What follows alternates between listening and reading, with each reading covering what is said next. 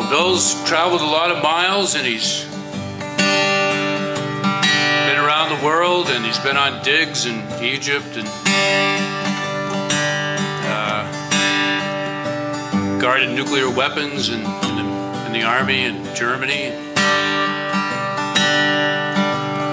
He's traveled on his motorcycle. This is a tribute to the adventurous Bill.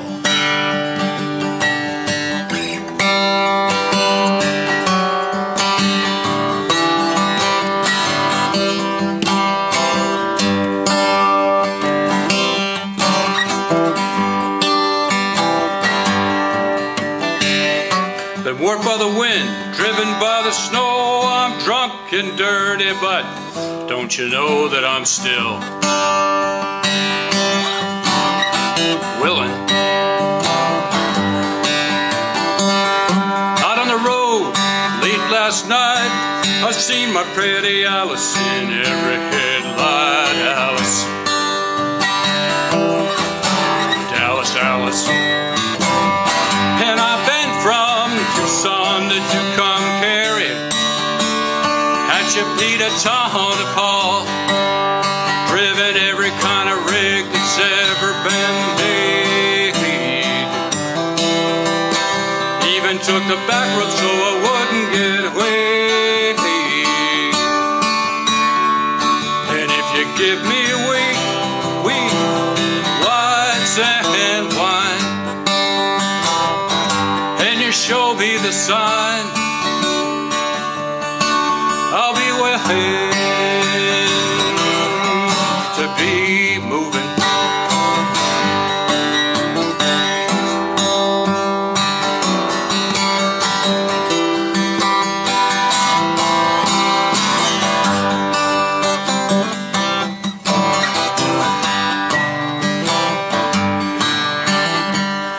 I've been warped by the wind, I've been kicked by the wind, driven by the sleet, got my head stoved in, but I'm still on my feet, and I'm still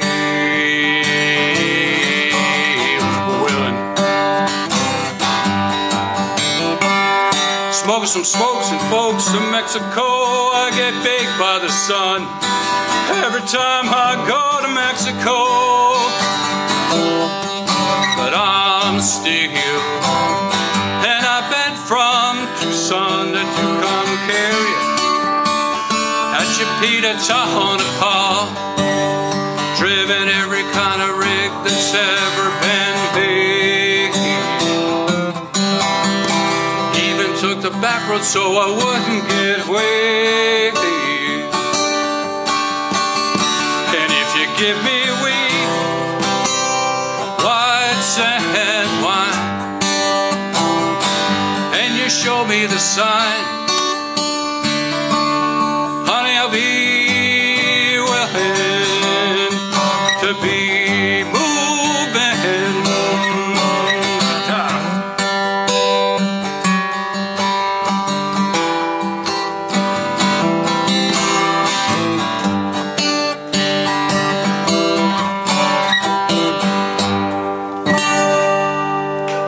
Observation poem. I was at a laundromat and I was just watching this woman.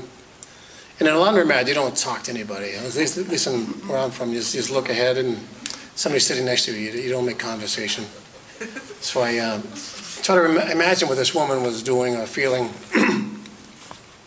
It's called She Waits Her Cycle, and the cycle is different layers of that. A large woman, 35 or so, it's hard sometimes to tell, is doing needlepoint. She waits her cycle completes, is doing needlepoint. White fabric within brass ring, the scene of which I can't quite see. But the needle slowly, intricately enters, exits, pulling blue. It's hard to see from this angle. Thread to arm's length. I in the first of 3 seats, she in the third. Old newspapers yesterday stacked between as washers, dryers, rinse, spin, fluff. She rises, puts needlepoint on papers, and it reads, God grant me thee something or other, looks inward through round glass view, tumbling. No one looks at her tumbling, needlepoint her tumbling eyes.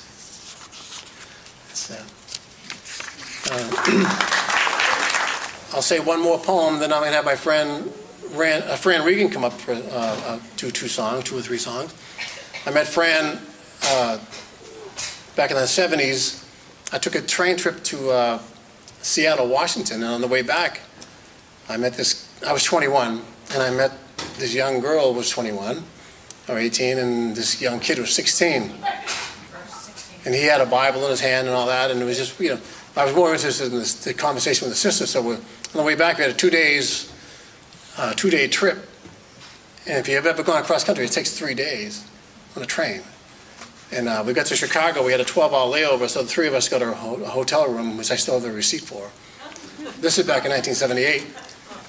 So we promised to say hello and everything else. We didn't do that for 4 or 5 years, but then 5 years later, I met another man, and he said, we're going to meet somewhere and go canoeing someday. We're going to meet my other friend. And so I'm meeting this friend Gerard, and then he says, my friend Fran's going to come down the hill in a minute. We're going to come together. And I see this kid come down the hill. I said, Bill. And I haven't seen him in 5 years, and it's a kid I met in the train from Seattle, Washington.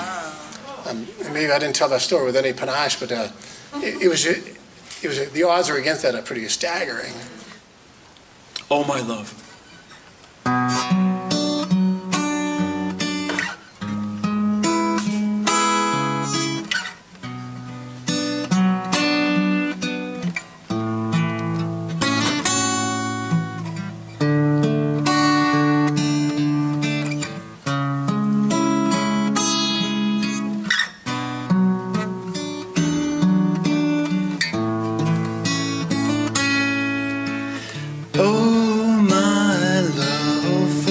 First time in my life, my eyes are wide open.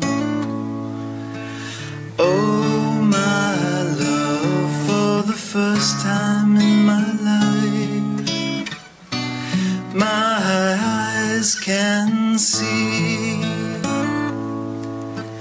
I see window, I see trees. Everything is clear in my heart. I see clouds, oh, I see sky. Everything is clear in our world. Oh, my love, for the first time in my life, my mind is wide open. Oh, my lover, for the first time in my life, my mind can feel. I feel sorrow, oh, I feel dreams. Everything is clear in my heart. I feel life, oh, I feel love. Everything is clear in our world. Oh, my love, for the first time in my life, my eyes are wide open. Oh, my lover, for the first time in my life, my eyes can see.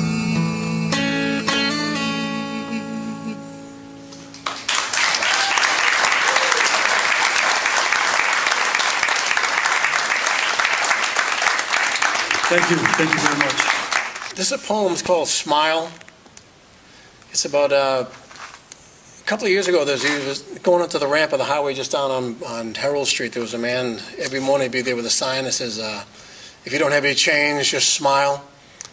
So it's just next to the Pine Street Inn. Weekday mornings I would enter that flow near the on-ramp.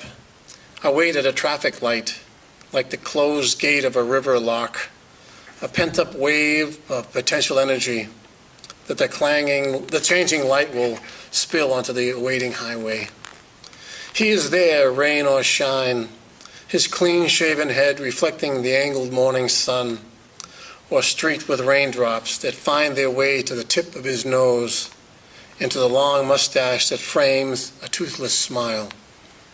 Smile, he holds up a paper cup in one hand, and in the other a sign that says, if you don't have any change, just smile. There's a shelter 2 blocks away. I've heard stories, the cutbacks, the confusion, the urine smell, the nighttime terrors from the patchwork needlepoint guests who need much more than a bed. Yes, they are all as invisible there as when they wander the respectable streets in egalitarian daylight. For it is no disgrace to be poor to a point.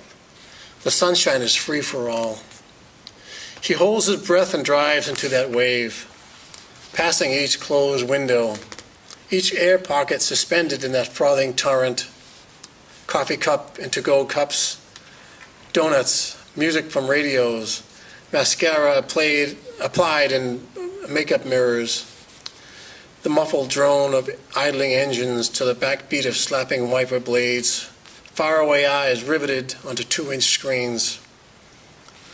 Flowing through my mind, I hear the words, give a man a fish, feed him for a day, but teach him to fish. And so goes the moral. But with the expanding gulf of have and have not, these many able-bodied fishermen who drop their hooks into murky streams, who cast their nets into fished-out seas, casting and hauling,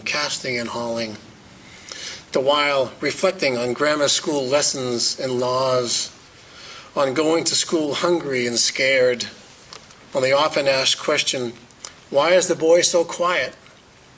Reflecting on civics class, American dreams, busing, metal detectors, and rock-throwing moms and dads, reflecting on globalization and factory closings, and fathers who lost hope and sank into the bottle, reflecting on yellow ribbons and bumper stickers, claiming to support the troops yet again, reflecting on the 300 million to 1 odds of becoming president and of the 2.5 million men in prison, reflecting on greed and foreclosure and needing a drink to cope, of losing hope and joining the army to fight in a war that nobody sees, though the water of the DC reflecting pool is slowly turning red, reflecting on needing a needle to cope, and on what he caught when he wasn't looking, reflecting on the American dream that flowed down Wall Street urinals and then slithered past Ellis Island on the outgoing tide, in the shadow of the lady in the westward setting sun. These fishermen are now casting their nets in that stagnant pool and hauling in lonely nights in borrowed beds and nighttime terrors, and swirling visions in bowls of vegetable soup at the table of the charitable Sisters of St. Mercy. The sign says, if you don't have any change, just smile, because, brother, I'm willing to fish.